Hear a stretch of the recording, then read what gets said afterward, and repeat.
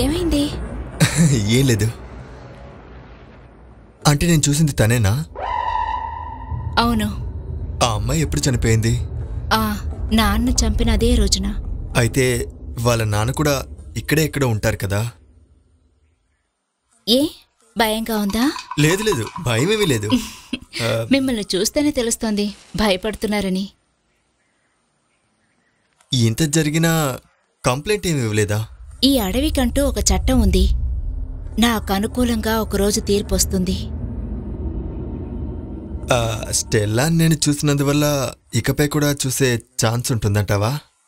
ఈ అడవి ఇల్లు అంటే చాలా ఇష్టం, అందుకే ఇక్కడి నుంచి వెళ్ళలేదు. వాళ్ళని వెతుక్కుంటూ ఇక్కడికి ఎవరు రాలేదా? లేదు. మరి డేవిడ్? లేదు. నీ మనసులో ఎన్నో కష్టాలున్నాయి కదా, ఏం చెప్పాలో అర్థం కావట్లేదు. తాత నువ్వు మా ఇంటికి వచ్చేస్తావా?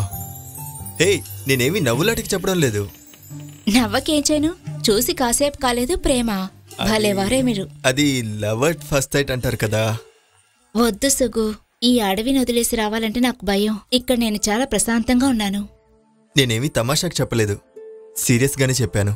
తాతూకి ఇక్కడ ఎవరు లేరు, నాతో వస్తే మనం అక్కడ కలిసి ఉండొచ్చు కదా.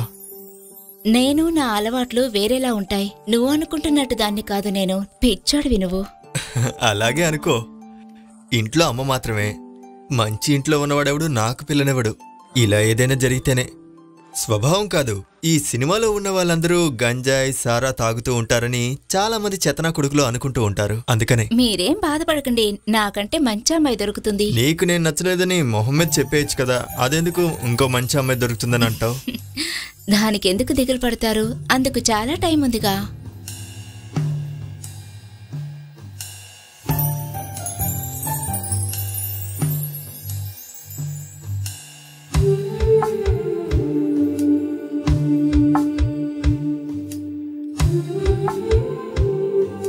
వద్దు, నన్ను వదులు.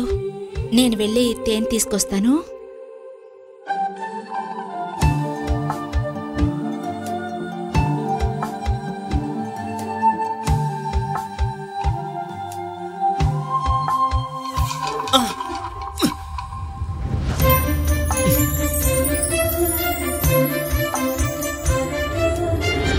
నా కాలు బాగా నొప్పిగా ఉంది.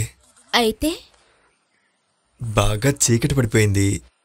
ఈ రాత్రికి ఇక్కడే ఉండనా?